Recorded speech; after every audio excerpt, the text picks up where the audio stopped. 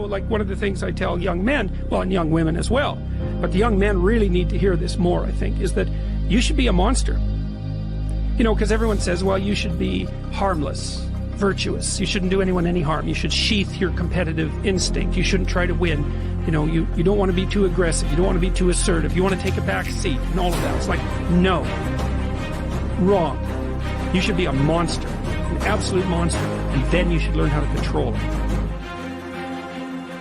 You might say that someone who is incapable of cruelty is a higher moral being than someone who is capable of cruelty, and I would say, and this follows Jung as well, that that's incorrect, and it's dangerously incorrect, because if you are not capable of cruelty, you are absolutely a victim to anyone who is.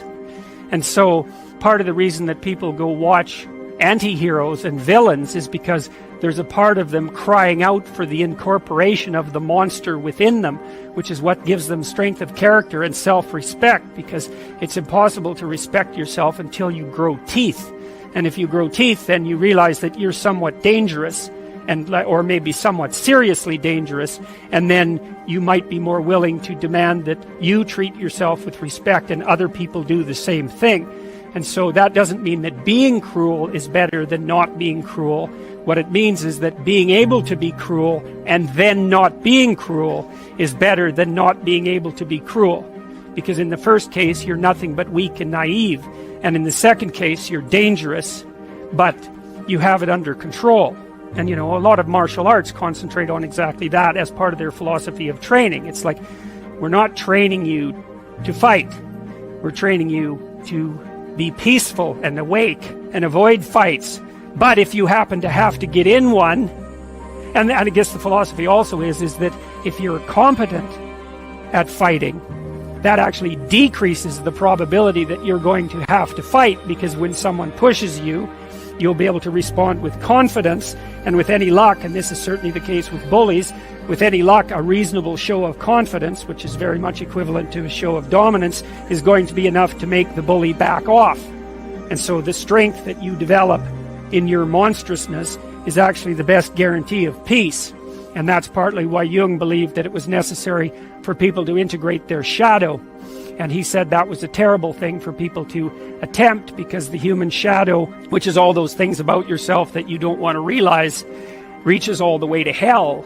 And what he meant by that was, it's through an analysis of your own shadow that you can come to understand why other people are capable, and you as well, of the sorts of terrible atrocities that characterized, let's say, the 20th century. And without that understanding, there's no possibility of bringing it under control. And it's also partly why the path to enlightenment and wisdom is seldom trod upon, because if it was all a matter of following your bliss and doing what made you happy, then everyone in the world would be a paragon of wisdom. But it's not that at all. It's a matter of facing the thing you least want to face. And everyone has that there's this old story in King Arthur where the knights go off to look for the Holy Grail, which is either the cup that Christ drank out of at the Last Supper, or the cup into which the blood that gushed from his side was poured when he was crucified. The stories vary, but it's basically a holy object, like the phoenix in some sense, that's a representation of transformation.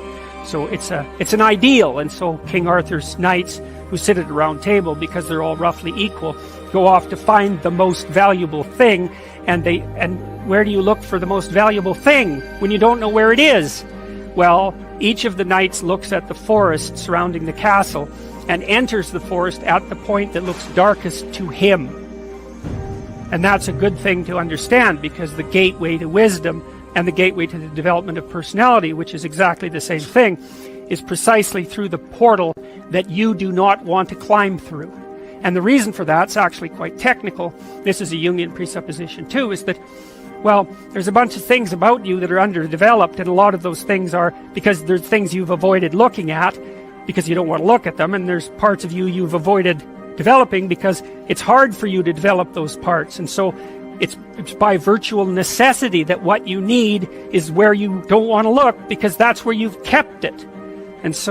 And that's why there's, an idiosyncratic element of it for everyone. Your particular place of enlightenment and terror is not going to be the same as yours, except that they're both places of enlightenment and terror. So they're equivalent at one level of analysis and different at another. So anyways, back to fiction and what it does, it distills truth, and it produces characters that are composites, and the more they become composites, the more they approximate a mythological character, and so they become more and more universally true and more approximating religious deities. But the problem with that is they become more and more distant from individual experience. And so with literature, there's this very tight line where you need to make the character more than merely human, but not so much of a god that, one of the things that happened to Superman in the 1980s, Superman started out, he's got a heavenly set of parents, by the way, and an earthly set of parents, and he's an orphan like Harry Potter. Very common theme is that when Superman first emerged, he could only jump over buildings, and maybe he could stop a locomotive, but by the time the 1980s rolled around, like, he could juggle planets and, swallow hydrogen bombs, and, he could do anything. Well, people stopped buying the Superman comics because how interesting is that? It's like something horrible happens and Superman deals with it. And something else horrible happens and Superman deals with it. And it's like, that's dull. He turned into such an archetype. He was basically the omniscient, omnipresent, omnipotent God. And that's no fun. It's like God wins, and then God wins again, and then again God wins, and so then they had to weaken him in different ways with kryptonite, so green kryptonite kind of made him sick, and red kryptonite, I think, kind of mutated him, if I remember correctly. And anyways, they had to introduce flaws into his character so that there could be some damn plot. And that's something to think about. There's a deep existential lesson in that your being is limited and flawed and fragile. You're like the genie, which is genius in the little tiny lamp, this immense potential, but constrained in this tiny little living space, as Robin Williams said when he played the genie in Aladdin.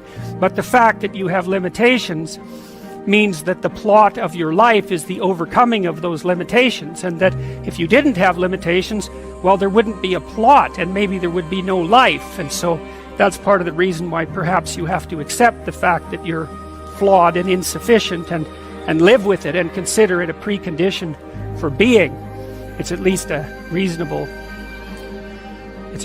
idea. So anyways, it always has two elements. I mean, there's the good tyrant or the bad tyrant and the good king, and those are archetypal figures, and that's because they're always true, and they're always true simultaneously, which is partly why I object to the notion of the patriarchy, because it's the apprehension of a mythological trope, which is that of the evil tyrant, without any appreciation for the fact that the archetype actually has two parts, and the other part is the wise king. And you can tell an evil tyrant story about culture, no problem, but it's one-sided, and that's very dangerous, because you don't want to forget all the good things that you have while you're criticizing all the ways that things are in error.